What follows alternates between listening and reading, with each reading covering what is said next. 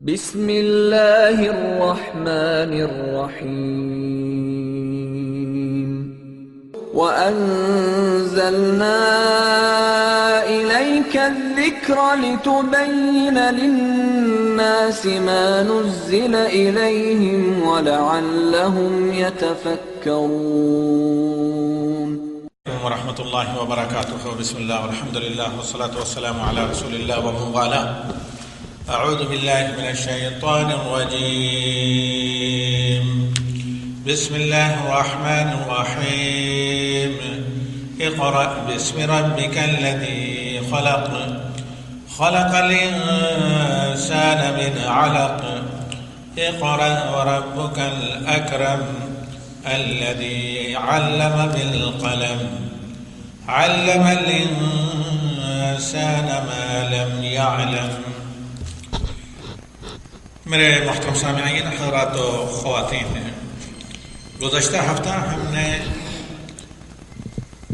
سب سے پہلے نازل ہونے والی قرآنی آیات یا وحی الہی جو نبی علیہ السلام پر سب سے پہلے نازل ہوئی جب آپ صلی اللہ علیہ وسلم کی عمر 40 سال 6 ماہ تھی، اور یہ آیات ماہ رمضان میں نازل ہوئی، ماہ رمضان کے آخری عشرے میں، جبکہ آپ کو نبیانہ خوابیں یہ ماہ ربیع الاول میں آنا شروع ہوئی تھی جب آپ 40 سال کے مکمل ہوئے.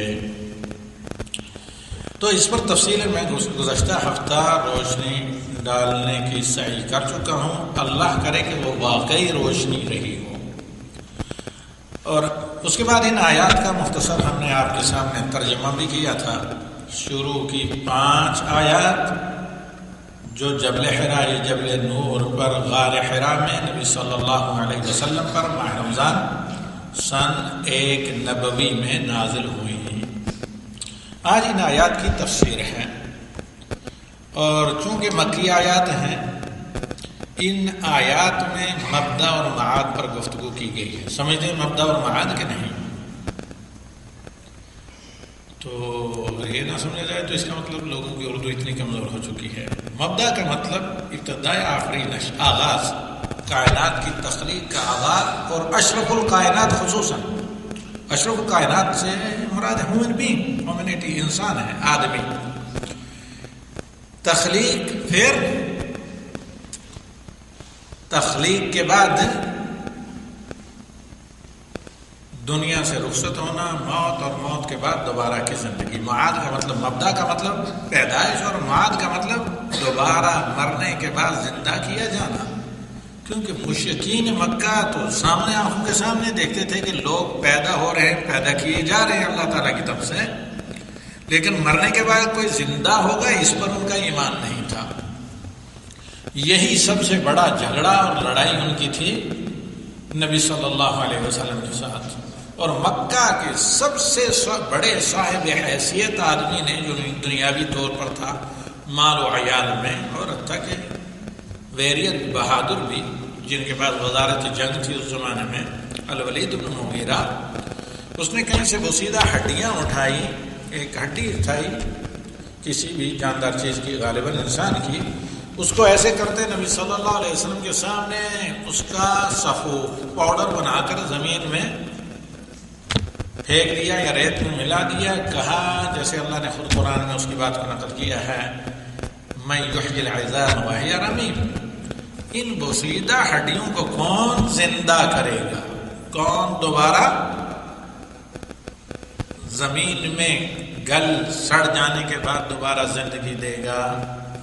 کیا محمد آپ یہ کہتے ہیں لوگوں کو کہ ہم مرنے کے بعد دوبارہ زندہ کیے جائیں گے اور ہمیں اپنے کیے کا حساب دینا پڑے گا؟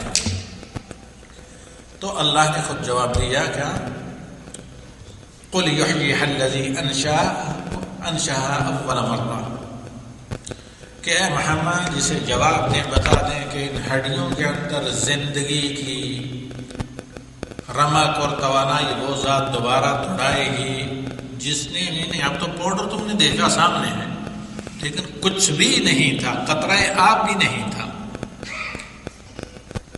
کچھ بھی نہیں تھا تمہارا وجود بالکل نیست و نابود تھے، اب تو کم از کم بود ہے کسی نہ کسی شکل میں، راکھ یا مٹی کی شکل میں۔ قل یحییھا الذی انشأ اول مرہ، آپ کہہ دیجئے کہ وہ ذات انہیں زندگی عطا کرے گی، دوبارہ زندہ کرے گی، جس نے انہیں نابود اور نیست سے پیدا کر کے بود کیا۔ وَهُوَ بِكُلِّ خَلْقٍ عَلِيمٌ، بہت جامع آیات ہے سورہ یاسین کی، اور وہ اپنی ساری مخلوقات کو سب سے زیادہ جاننے والا ہے کہ راکھ ہو کر بندہ کہاں ہے، جل کر میلٹ ہو کر کہاں پر ہے، مٹی میں مل کر مخلوق کہاں ہے۔ لہذا اس احمقانہ خیال میں اور اس بے وقوفی کے اندر اور جہالت میں نہ رہیں۔ تمہیں جو کچھ دنیا میں زندگی میں کرتے ہو، کل وفات ہوتے ہی پہلے تو قبر میں اچھا خاصا اس کا حساب دینا پڑے گا، اور پھر اس کے بعد شدید ترین جو حساب ہوگا، اگر تمہیں پتہ ہو تو پھر سوچو بھی نہ کبھی اللہ کی نافرمانی کرنے کے بارے میں، وہ آخرت میں قیامت میں ہوگا۔ تو آئیے اب ان آیات کی تفسیر آپ کے سامنے لے کر چلتے ہیں۔ مقدمہ اس صورت کا گزشتہ ہفتہ ہم بیان کر چکے ہیں، میرے خیال میں 40 منٹ کے قریب کا تھا جو، تو آج ان آیات کی تفسیر سنیے۔ اللہ رب العالمین نے جبریل کو بھیجا نبی صلی اللہ علیہ وسلم کے پاس وحی دے کر، تو آپ صلی اللہ علیہ وسلم نے کہا، آپ صلی اللہ علیہ وسلم جبریل کو دیکھ کر ڈر گئے، گھبرا گئے، کیونکہ جبریل اپنی اصل شکل میں تھے۔ تو کہا اقرا، تو نبی صلی اللہ علیہ وسلم نے ایک ہی جواب دیا کہ میں پڑھنا نہیں جانتا ہوں۔ اس پر تفصیلاً ہم گفتگو کر چکے ہیں، روشنی بھی ڈال چکے ہیں الحمدللہ۔ تو پھر 2-3 دفعہ جبریل نے اپنے گلے سے لگایا، اپنے سینے کے ساتھ بھینچا نبی صلی اللہ علیہ وسلم کو، اور اس کے بعد کہا اقرا بسم ربک الذی خلق، اپنے اس رب کے نام سے پڑھنے کا آغاز کریں، پڑھنا شروع کریں، پڑھ لیں گے جس نے پیدا کیا۔ دیکھو خلق پیدا کر کے آپ نے مفعول ذکر نہیں کیا ہے، کیونکہ جب معمول یا مفعول نہ ذکر کیا جائے تو عام ہوتا ہے۔ اگر ذکر کر دیا جاتا ہے کہ خلق الانسان یا خلق پر نہ روکا جاتا تو پھر یہ لمیٹڈ چیز ہوتی ہے۔ اب جب خلق چھوڑ دیا تو اس سے مراد ہے کہ اللہ کے سوا حتیٰ کہ عرش و کرسی، جنت، جہنم اور جن و انسان، ملائکہ، ہر چیز اللہ کی ذات کے علاوہ، اللہ کی صفات کے علاوہ جو ہے ہر چیز مخلوق ہے۔ آپ اس ذات کے نام سے پڑھیے جس نے ساری خلق کو، ساری مخلوقات کو پیدا کیا۔ یہاں پر دیکھیں کہ اگرچہ اس کا 2 معنی لیے گئے، لیکن جامع معنی وہی ہے جو بسم اللہ کا، یعنی اپنے رب سے مدد مانگتے ہوئے آپ پڑھنا شروع کریں، اپنے رب کی اطاعت کرتے ہوئے آپ پڑھنا شروع کریں، رب کا کلام سے جان کر آپ پڑھنا شروع کریں۔ لیکن عمومی طور پر متبادر الذہن ہے، جس کو ہم لوگ جانتے ہیں، وہ یہ کہ اللہ کی مدد مانگتے ہوئے اور اللہ سے مدد طلب کرتے ہوئے پڑھیں۔ تو اب بسم اللہ آپ جانتے ہیں، لفظ اللہ جو ہے وہ اللہ تعالیٰ کے اسم ذات ہے، تو یہاں رب کیوں کہا گیا؟ یعنی اقرا بسم ربک الذی خلق، کیونکہ یہاں جو موضوع اللہ تعالیٰ بیان کر رہے ہیں، ٹاپک، اس کا اللہ تعالیٰ کی ربوبیت سے تعلق ہے۔ رب کا معنی بارہ میں بتاتا رہتا ہوں، کیا ہوتا ہے؟ جی، خالق، مالک اور مدبر۔ یہ رب کا جانا معنی ہوتا ہے کہ وہ ذات، رب کا معنی جو ساری کائنات کو پیدا کرنے والا، پھر اس کا مالک ہے، بلکہ سب سے پہلے مالک، اور پھر اس کے بعد نظام چلانے والا، ساری ضروریات اپنی مخلوقات کی پوری کرنے والا، اور پھر دنیا زندگی دینے والا ہے، جس طرح موت بھی دینے والا، موت کے بعد دوبارہ زندگی دے کر ایمان یا بے ایمانی کے اعتبار سے اللہ تعالیٰ ان کی ضیافت کرنے والا۔ اللہ تعالیٰ سے دعا ہے کہ اللہ تعالیٰ ہمیں با ایمان لوگوں میں سے اٹھائے۔ تو یہاں چونکہ موضوع جو ٹاپک بیان کیا جا رہا ہے، اس کا تعلق انسان کی تخلیق سے ہے، تو اس لیے لفظ رب موقع مہر کی مناسبت سے استعمال کیا گیا کہ اے بندہ، عموماً و خصوصاً اے محمد صلی اللہ علیہ وسلم، آپ پڑھیے اپنے رب کے نام سے یا اپنے رب کے مدد مانگتے ہوئے، وہ رب جس نے ساری کائنات کو پیدا کیا، اور آپ بھی اللہ کی مخلوق میں سے ایک مخلوق ہیں اور اللہ کے تابع اور فرمانبردار ہیں۔ اور اس کے بعد آپ کو یہ معلوم ہونا چاہیے کہ یہاں پر رب بھی اللہ تعالیٰ کے ناموں میں سے ایک ہے۔ اللہ تعالیٰ کے سارے نام خیر اور برکت والے ہیں۔ سب ناموں میں سے کسی نہ کسی سے آپ اللہ سے مدد مانگ سکتے ہیں۔ اس لیے اللہ تعالیٰ نے کہا وَلِلَّهِ الْأَسْمَاءُ الْحُسْنَىٰ فَادْعُوهُ بِهَا، اللہ ہی کے ڈیوائن نام، بڑے نام ہیں اور ایٹریبیوٹ یا صفات وغیرہ، ان سے آپ اللہ تعالیٰ کو پکاریں ان کے ذریعے، یا انہی کے واسطے سے اللہ سے دعا کریں، انہی کے ذریعے اللہ تعالیٰ کی مدد آپ طلب کریں۔ تو یہاں پر پہلے میں بتا چکا ہوں کہ موقع مہر کے اعتبار سے لفظ رب استعمال کیا گیا، کیونکہ یہاں تعلق ہے تصرف امور و تدبیر اور نظام اور ڈسپلن اور کائنات کی تخلیق اور رزق رسانی وغیرہ، اور کائنات کے نظام اور انسان کی تخلیق سے، حاجت روائی اور مشکل کشائی سے۔ اور آگے آپ دیکھیں گے کہ اللہ کے نبی صلی اللہ علیہ وسلم فطرتاً، بلکہ آپ کا پورا سلسلہ آدم سے لے کر نبی صلی اللہ علیہ وسلم کی تخلیق تک فطرت پر اس کی تربیت ہوئی، اللہ کے نبی صلی اللہ علیہ وسلم کی پیدائشی سے۔ اس لیے اللہ کے نبی صلی اللہ علیہ وسلم نے نبی بننے سے پہلے کبھی بھی کوئی خلاف مروت کام نہیں کیا، یعنی جو آداب و شائستگی کے خلاف ہو، کبھی کوئی ایسا کام نہیں کیا۔ بتوں کی پرستش سے تو آپ کو فطرتاً نفرت تھی، اور جو غار حرا میں بھی نبی صلی اللہ علیہ وسلم عبادت کرتے تھے، وہ دین ابراہیم پر صرف اللہ رب العالمین کی عبادت کرتے تھے، لیکن چونکہ کوئی واضح شریعت نہیں تھی، اس لیے اللہ رب العالمین نے اس کی تفصیل کا جو ذکر کیا ہے ایک اپنے احسان کے طور پر سورہ والضحیٰ میں، اور سورہ والضحیٰ کی تفصیل اس سے پہلے گزر چکی ہے۔ تو اللہ رب العالمین نے اپنی تخلیق کے تعلق سے بیان کیا کہ وَخَلَقَ كُلَّ شَيْءٍ فَقَدَّرَهُ تَقْدِيرًا، یعنی یہاں پر جو اللہ تعالیٰ نے کہا اقرأ بِاسْمِ رَبِّكَ الَّذِي خَلَقَ، یعنی ہر چیز کا جو خالق ہے اس کے نام سے آپ پڑھیں، اس رب کی مدد مانگ کر پڑھیں۔ اور سورہ فرقان میں اللہ تعالیٰ نے کہا وَخَلَقَ كُلَّ شَيْءٍ وَقَدَّرَهُ تَقْدِيرًا، کہ ہر چیز کو اللہ نے پیدا کیا اور ان کی تقدیریں مقرر کی۔ اب سورہ بقرہ میں آپ دیکھتے ہیں کہ ایمان کے 5 ارکان کا ذکر ہے، اسی سے شاید بعض لوگوں کو غلط فہمی ہوئی ہے، اور سورہ فرقان میں ذکر کیا گیا ہے ایمان قبر، بلکہ بعد دیگر صورتوں میں بھی تقدیر کا۔ تو عموماً ایمان ارکان کتنے ہیں؟ ایمان کے 6 اور اسلام کے 5۔ اگر اچھے طریقے سے آدمی ارکان اسلام 5، پھر ارکان ایمان 6، اور پھر درمیان میں ایشان جو دونوں کی روح و جان ہے، اس کا علم حاصل کرے تو یہ بدیہی علم ہے، ایک اچھا سمجھدار خبردار مسلمان بن سکتا ہے۔ لیکن مصیبت یہ ہے کہ انہی چیزوں کو مسلم نوجوان کو علم نہیں ہے۔ ارکان اسلام میں سب سے پہلے شہادتیں لا الہ الا اللہ محمد رسول اللہ آتا ہے، نہ اس کا معنی نہ تقاضا کا پتہ۔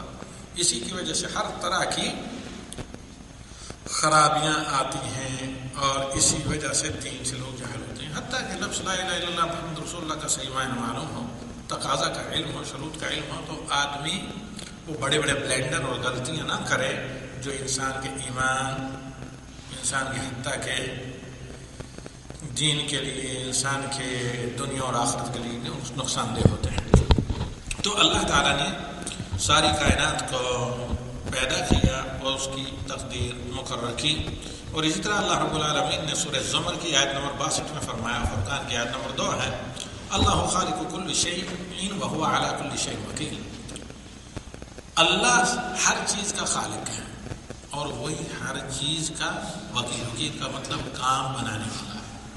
تو لہذا ایک مسلمان قرآن کی آیات کی تلاوت کرے، تدبر کرے، غور و فکر کرے، اس کے باوجود کسی اور کو بیڑی بنانے والا سمجھے، تو اس کا مطلب یہ ہے کہ فَلِيَعُوذُ بِاللَّهِ، یعنی سرے سے قرآن سے ناواقف ہے۔ اسی لیے قیامت میں جب لوگوں کو سزا دی جائے گی تو اللہ تعالیٰ اپنے نبیوں سے کہے گا، حالانکہ اللہ تعالیٰ جانتا ہے کہ کیا تم نے میرا پیغام ان میرے بندوں تک نہیں پہنچایا؟ تو اللہ خود جواب دیتا ہے کہ پھر رسول کہیں گے، خصوصاً ہمارے اور آپ کے رسول امام الانبیاء خاتم المرسلین، وَيَقُولُ الرَّسُولُ الرسول ہے، اس سے مراد نبی صلی اللہ علیہ وسلم ہے، اور رسول جواب دیں گے إِنَّ قَوْمِ اتَّخَذُوا هَذَا الْقُرْآنَ مَهْجُورًا، اے میرے رب، میری امت نے اس قرآن کو چھوڑ رکھا تھا، ساری ان کی مصیبتوں اور گمراہی اور گناہگاروں نے تقصیر، کوتاہی، تساہلی، بد عملی کا جو سبب ہے کیونکہ قرآن کو چھوڑ رکھا تھا۔ صرف قرآن کا پڑھ لینا، تلاوت روزانہ کر لینا یہ بہت اجر کا کام ہے، لیکن صرف اس کے لیے قرآن نہیں نازل ہوا، بلکہ قرآن اگر کوئی صرف پڑھتا ہے اور قرآن کو تدبر کے ساتھ نہیں پڑھتا سمجھ کر، تو یہ چھوڑا ہوا ہے، یہ بھی ترک قرآن کا، اعراض عن قرآن کا ایک حصہ ہے، کیونکہ دوسری جگہ اللہ تعالیٰ نے اس کی وضاحت کی ہے، افلا یتدبرون القرآن ام علی قلوب اقفالها، کیا قرآن کو سمجھ کر نہیں پڑھتے تھے یا دل بالکل لوگ تھے؟ تو معلوم یہ ہوا کہ آدمی قرآن پڑھے، اچھے صحیح طریقے سے، صحیح ایکسنٹ تجوید کے ساتھ، صحیح پروننسیشن کے ساتھ پڑھے، کیونکہ صحیح تلفظ اور تجوید کے ساتھ جب قرآن پڑھا جائے تو تبھی جا کر آدمی اس سے صحیح استفادہ کر سکتا ہے، کیونکہ معنی، ورنہ ایک ہی لفظ مختلف پیرائے میں آپ پڑھتے ہیں، اس کے کہیں ایک معنی ہوتی ہے، معنی بدلتا ہے، تھوڑے سے فرق سے تجوید سے لا علم ہونے کی وجہ سے کیا ہو جاتا ہے، دعا سے بد دعا، اور اب ٹائم نہیں، اس کی بہت سی مثالیں ہم آپ کو پہلے بھی دے چکے ہیں۔ تو یہاں پر اللہ رب العالمین کہتا ہے، یہ دوسری آیت میں نے سورہ زمر کی آپ کے سامنے پڑھی کہ اللہ خالق کل شیء، اللہ تعالیٰ پوری مخلوقات کا خالق ہے، اور وہو علی کل شیء وکیل، ہر چیز پر وکیل ہے، کارساز ہے، نگراں ہے۔ آپ اگر چند مرغی کے بچے پرورش کرتے ہیں یا مچھلیاں کہیں فارم میں یا زمینداری کرتے ہیں تو ایک ایک درخت کی دیکھ بھال کرتے ہیں کہ نہیں؟ اللہ رب العالمین اس زمین کی تو حیثیت نہیں، سورج کی بھی حیثیت نہیں، جن جو ستاروں کے مقابلے میں ایک بال پن کے دبیا جتنا بھی سورج نہیں ہے، تو ان کی بھی اللہ تعالیٰ کی مخلوقات میں ایک ذرے کے برابر حیثیت نہیں ہے۔ اس ذرے میں سے ہم کتنے ہیں؟ کچھ بھی نہیں۔ اس کے باوجود ایک مخلوق میں سے کمزور ترین مخلوق انسان اگر کوئی چیز اپنی بناتا ہے، خواہ وہ کاشتکاری کیوں نہ ہو، مکان کیوں نہ ہو، دکان کیوں نہ ہو، یا اس کے عیال کیوں نہ ہو، مویشی کیوں نہ ہو، تو دیکھ بھال کرتا ہے کہ نہیں ان کی ضروریات کو؟ تو اللہ تعالیٰ جو اپنی مخلوقات کا خالق ہے، کہ اللہ رب العالمین نے بلا مشکل کو شاہی حاجت روائی کی اپنی مخلوقات کو چھوڑے گا؟ ہرگز نہیں۔ اللہ خالق کل شیء، اللہ تعالیٰ ہر چیز کا پیدا کرنے والا، وہ بکل شیء وکیل، اور وہ ہر چیز کا کام بنانے والا، بگڑی بنانے والا، لہذا اللہ کو چھوڑ کر کسی اور کے اس پر چوکٹ پر حاجت روائی کے لیے نہ پیشانی رگڑنے کی ضرورت اور نہ ہاتھ کھڑے کرنے کی ضرورت، اور نہ کسی سے لو لگانے کی یا امید رکھنے کی ضرورت۔ تو اللہ رب العالمین حاجت روا اور مشکل کشا ہے، کیونکہ وہ اپنی مخلوقات کا حاجت روا ہے، جیسے سورہ زمر کی آیت نمبر 62 میں اللہ نے فرمایا۔ کوئی بھی چیز آسمانوں و زمینوں میں ہو، تمام کے تمام اللہ رب العالمین اس کا حاجت روا بھی ہے، اس کا پیدا کرنے والا بھی ہے، اور بلکہ پیدا کرنے سے پہلے اس کی ضروریات کو اللہ رب العالمین نے جہاں جہاں پیدا کیا ہے، جن سیاروں میں اپنی مخلوقات کو ان کے اندر رکھا ہے۔ جیسے انسانوں کے لیے کہتا ہے کہ میں نے تمہیں زمین سے کیا اور اسی میں تمہارے بود و باش، خورد و نوش کا بندوبست اور انتظام بھی کیا۔ تو آگے اللہ رب العالمین نے پھر تفصیلاً بیان کیا، خلق الانسان من علق، انسان کو پیدا کیا علق سے۔ علق اصل میں خون، جمع ہوئے صرف خون کو کہا جاتا ہے، جو گوشت کی شکل اختیار کرنے سے پہلے کلاٹ سے جو ہو جاتا ہے، کلاٹ جس خون کی۔ تو نطفہ شروع میں خون کی شکل اختیار کرتا ہے، سرخ خون کی، ذرا تھوڑے سے گاڑھے جمع خون کی۔ تو اللہ تعالیٰ کہتا ہے کہ انسان کو میں نے ایک خون کے ڈراپ سے پیدا کیا. اور خون کا یہاں پہ کیوں ذکر کیا؟ بعض جگہ اللہ تعالیٰ کہتا ہے میں نے نطفے سے پیدا کیا، اور متعدد برائے میں اللہ تعالیٰ نے ذکر کیا ہے. تو کیا تعارض ہے؟ اللہ کے کلام اور اللہ کے نبی صلی اللہ علیہ وسلم کے کلام میں تعارض نہیں ہے. تو ایسا کیوں کہا گیا؟ مختصراً میں جواب یہاں دیتا ہوں، آگے آتی ہے اس کی تفصیل. وہ یہ کہ اللہ تعالیٰ ان چیزوں کو موقع محل کی مناسبت سے ذکر کرتا ہے. تو اللہ تعالیٰ کہتا ہے کہ میں نے انسان کو جمع اور خون سے پیدا کیا. اور خون ہی کو کیوں خاص کیا؟ کیونکہ خون ہی انسان کی زندگی ہے، اور اگر خون سک کر لیا جائے تو ابھی کچھ باقی رہے گا، تو انسان دائی اجل کے لبیک کہہ کر جو ہے ملک عدم کا مسافر بنے گا، نہیں بنے گا. تو اب یہاں پر آئیے کہ اللہ تعالیٰ کہتا ہے کہ انسان کو میں نے نطفے سے پیدا کیا. لیکن انسان کا یہاں ذکر کیوں کیا؟ پہلے اللہ تعالیٰ نے کہا کہ پوری کی پوری ساری کی ساری مخلوقات. مراد یہ ہے کہ ساری مخلوقات کا یقیناً اللہ تعالیٰ خالق ہے، لیکن اشرف المخلوقات ہونے کے ساتھ خصوصیت کے ساتھ انسان کو ذکر کیا، کیونکہ یہاں اصل میں انسان اللہ تعالیٰ کے مخاطب ہیں کہ مرنے کے بعد تمہیں زندہ ہو کر اپنے کیے کا جواب دینا ہے. لہذا اس زندگی میں جو اللہ نے تمہیں صلاحیت دی ہے اس کو ناجائز طریقے سے حرام خوری کے لیے استعمال نہ کریں، لوگوں پر ظلم کرنے کے لیے نہ استعمال کریں، کفر طغیان اور نفاق اور بےایمانی کے لیے نہ استعمال کریں. تو ایک تو اشرف المخلوقات ہونے کی وجہ سے، اور اصل میں قائل جو اس کے مخاطبین مشرکین مکہ، ابو جہل، ابو لہب، فلاں فلاں، یہ تمام کے تمام لوگ، عاصم موبائل وغیرہ بڑے بڑے شیاطین جو تھے، الولید بن مغیرہ، جو انکار کرتے تھے آخرت کا، قیامت کا، مرنے کے بعد دوبارہ زندہ ہونے کا. اصل میں بیسکلی چونکہ مکہ کے مشرکین مخاطب ہیں تو اس لیے ذکر کیا گیا یہاں پر خصوصیت کے ساتھ انسان کا. تو آگے اللہ رب العالمین نے کہا خلق الانسان، یعنی انسان کی ابتدائی تخلیق. شروع میں نطفے کے بعد ماں کے رحم میں جب بندہ پیدا ہونا، انسان پیدا ہونا شروع ہوتا ہے تو نطفہ سب سے پہلے خون کی شکل اختیار کرتا ہے. پھر وہی خون تبدیل ہوتا ہے گوشت میں اور مسلس وغیرہ میں، پھر وہ گوشت تبدیل ہوتا ہے جہاں ضرورت ہے ہڈیوں وغیرہ میں. اور یہ علق ہے جمع یعنی علقہ کی، جیسے شجرہ، لفظ شجرہ، شجر کی، شجر جمع ہے شجرہ کی. اور پہلے میں بتا چکا ہوں کہ خون کے کلاٹ جو جمع ہوئے کو کیا کہا جاتا ہے؟ علق. اور چونکہ آغاز انسان کا اسی سے ہوتا ہے اور خون کے بغیر انسان زندہ نہیں رہتا ہے، تو اپنے مبدے کو جانے، پھر خون انسان کے جسم میں کتنی اللہ تعالیٰ کی کتنی بڑی نعمت ہے اس کی قدر کرے. اور اللہ عز و جل نے بیان کیا. اور پھر یہ کہ خون ہی کا اثر انسان کے اوپر پڑتا ہے. اگر حرام مال کا خون ہوتا ہے تو شیطان کے قبضے میں وہ آدمی آسانی سے آتا ہے، اور اگر حلال مال سے خون بنتا ہے انسان کا تو پھر بندہ آسانی سے شیطان کا کھلونا نہیں بنتا، شیطان کے قابو میں نہیں آتا. کہ رسول صلی اللہ علیہ وسلم فرماتے ہیں کہ ان الشیطان یجری کاحدکم مجری الدم، کہ شیطان تمہاری رگوں میں، شریانوں میں خون کے ساتھ ساتھ ہوتا ہے، خون کی طرح گردش کرتا ہے. تو پھر یہ جو ہے نا خون ترقی کرتے کرتے یہاں تک کہ ایک باقا انسان اس دنیا کے اندر پیدا ہوتا ہے، ظہور پذیر ہوتا ہے. تو آپ دیکھیں گے کہ قرآن میں کبھی اللہ نے کہا ہے کہ انسان کو مٹی، تراب، ڈسٹ، انسان کو مٹی سے پیدا کیا. پھر دیگر آیات میں آپ دیکھیں گے کہ اللہ تعالیٰ کہتا ہے انسان کو میں نے طین، گارے سے پیدا کیا. گارا سمجھتے ہیں نا، کلے. اور پھر بعض آیات میں اللہ رب العالمین کہتا ہے کہ سلسال، کھنکھناتی مٹی، یعنی کمہار جس کو شیپ دینے کے بعد دھوپ میں رکھ جاتا ہے تو اس کو سلسال کہتے ہیں.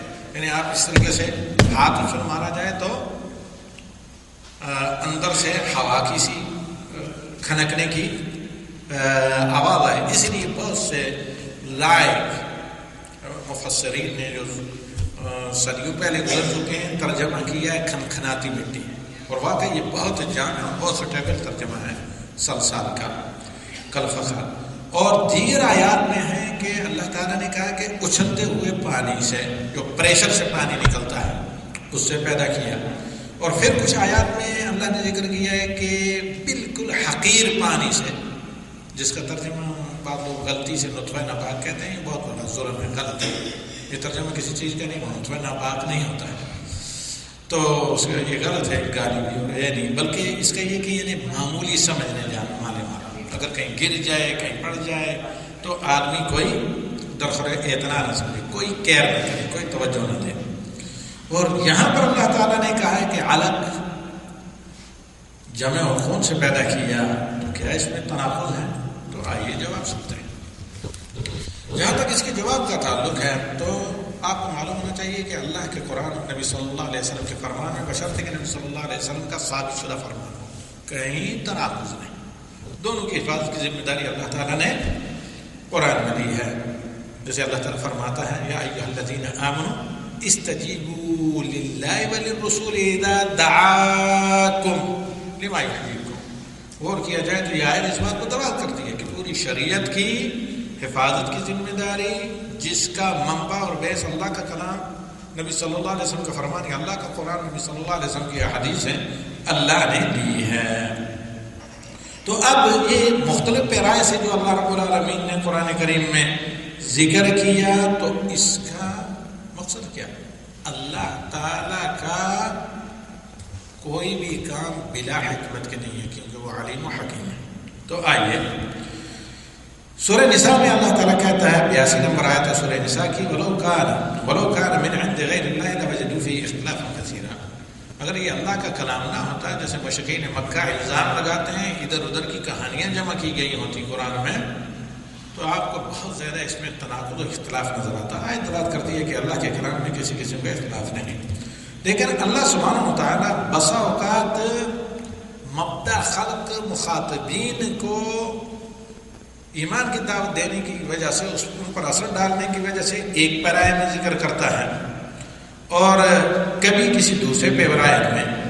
یعنی اللہ رب العالمین نے دشت، مٹی، خشک مٹی سے پیدا کرنے کا، تراب سے پیدا کرنے کا ذکر کیا، کیونکہ سب سے پہلے مٹی کو جمع کیا گیا. جیسے صحیح حدیث میں ہے، اللہ رب العالمین کہتا ہے کہ اللہ تعالیٰ نے پوری روئے زمین سے مٹی جمع کی، پھر اسی اعتبار سے آدمی پیدا ہونے لگے، تو آدم کا پھر خاکہ بنایا اللہ رب العالمین نے.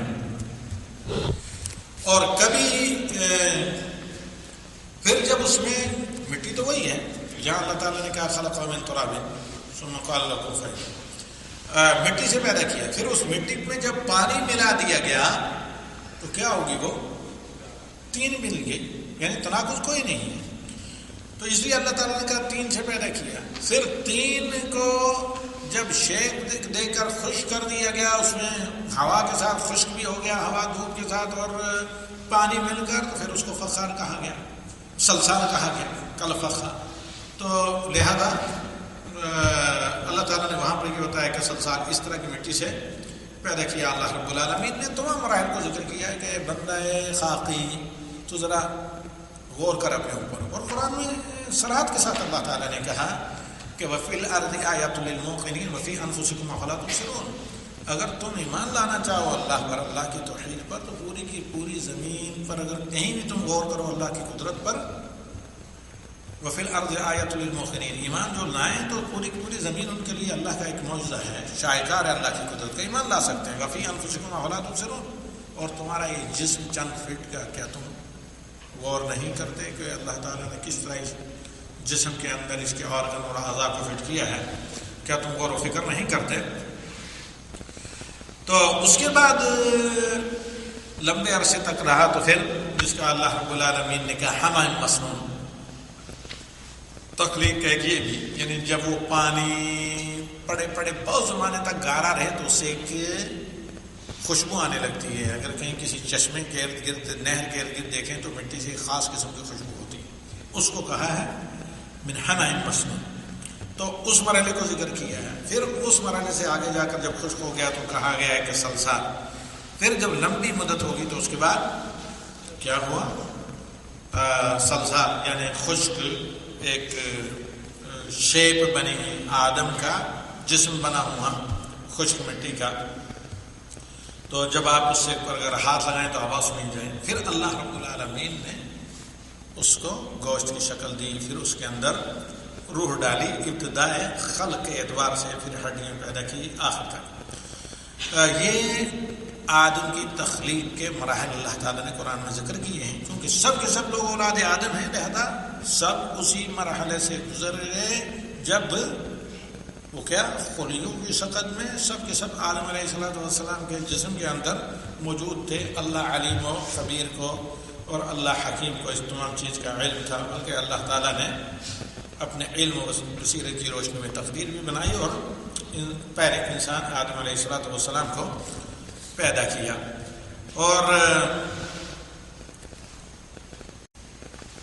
اور دوسری تخلیق آدم کی اولاد، لڑکے اور لڑکی بچوں کی، آدم کی نسل کی تخلیق، اس کا اللہ رب العالمین نے ذکر کیا. سب سے پہلے نطفہ. حالانکہ نطفہ کس سے آتا ہے؟ خون سے. خون کس سے بنتا ہے؟ اناج سے.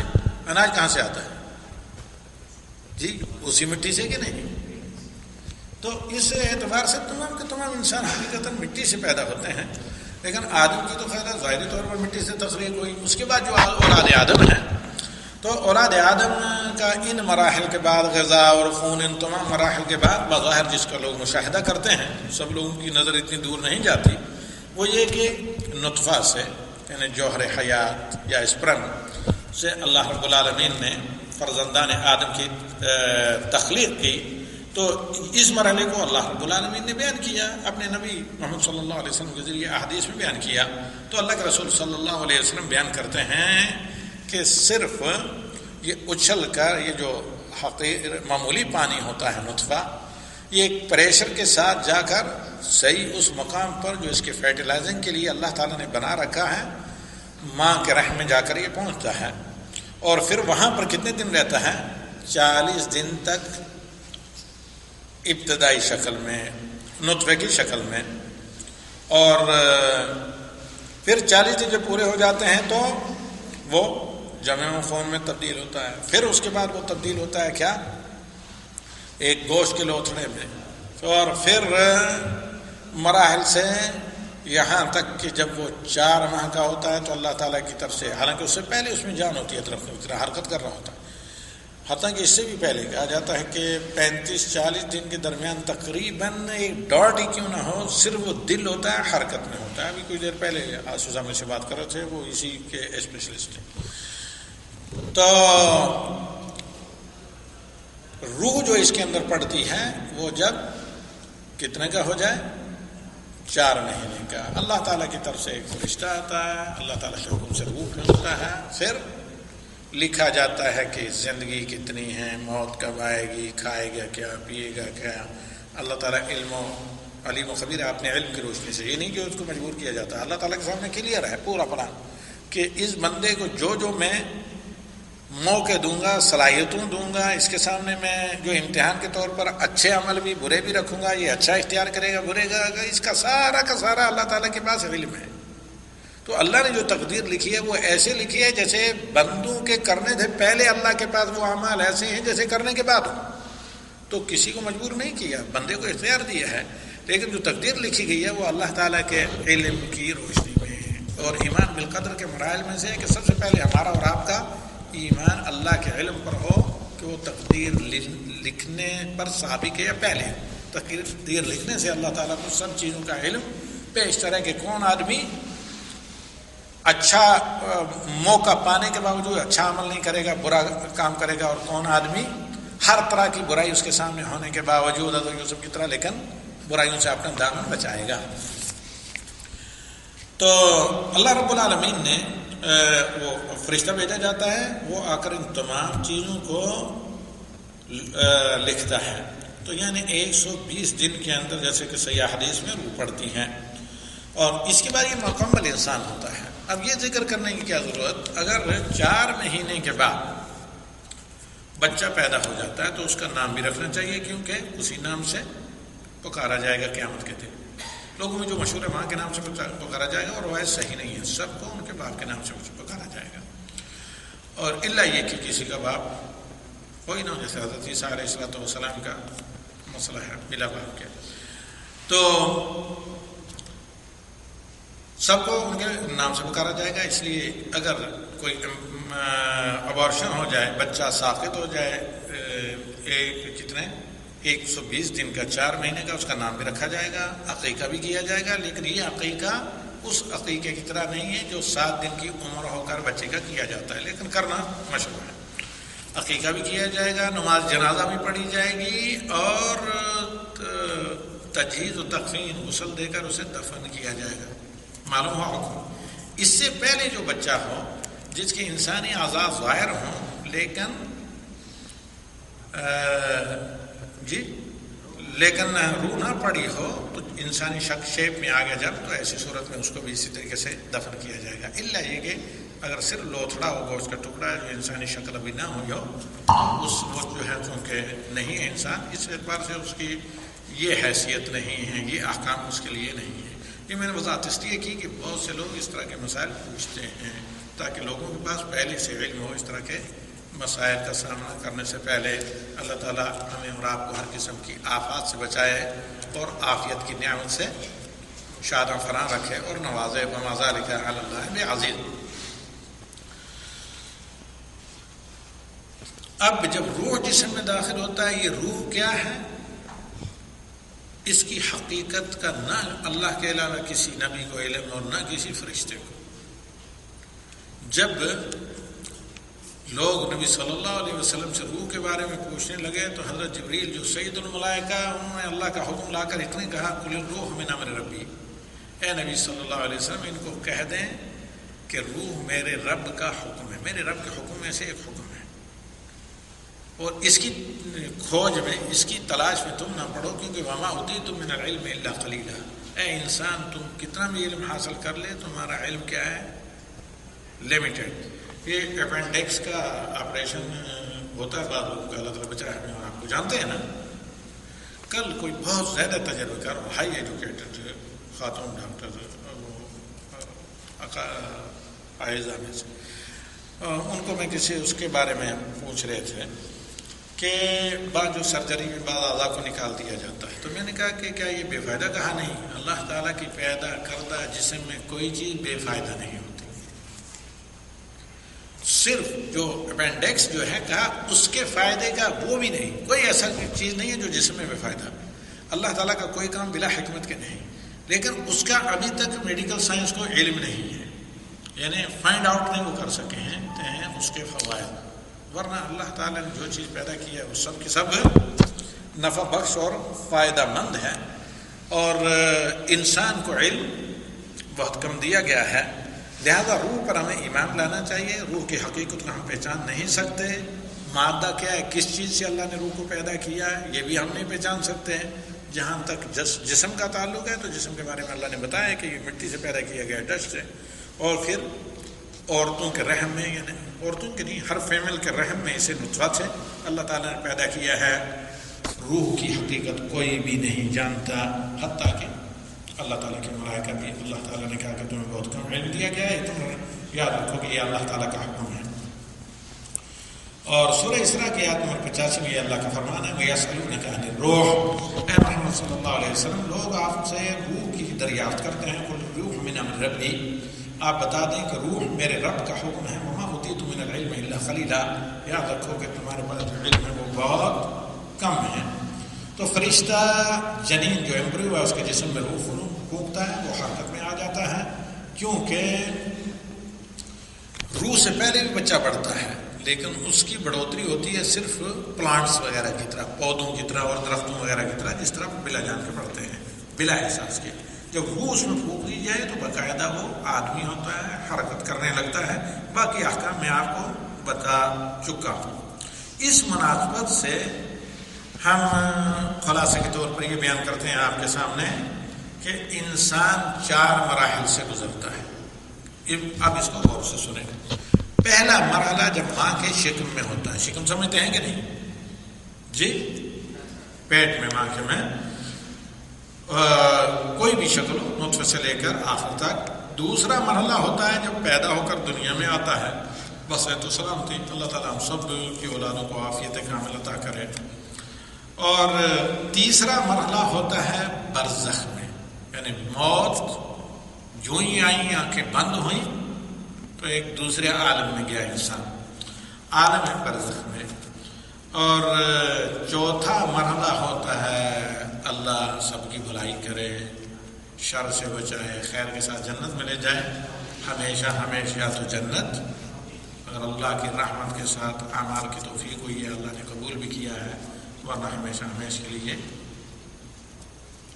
اگر کفار منافقین ہیں جہنم، ورنہ اگر گناہ گار مسلمان ہیں، موحد تھے، نماز نہیں چھوڑتے تھے تو سزا کاٹنے کے بعد جنت میں آئیں گے، اور نماز پڑھے بغیر مر گئے تو پھر صحیح بخاری کی حدیث ہے کہ کوئی چانس نہیں، اور جہنم سے واپس آنے کا، نکلنے کا کوئی راستہ نہیں۔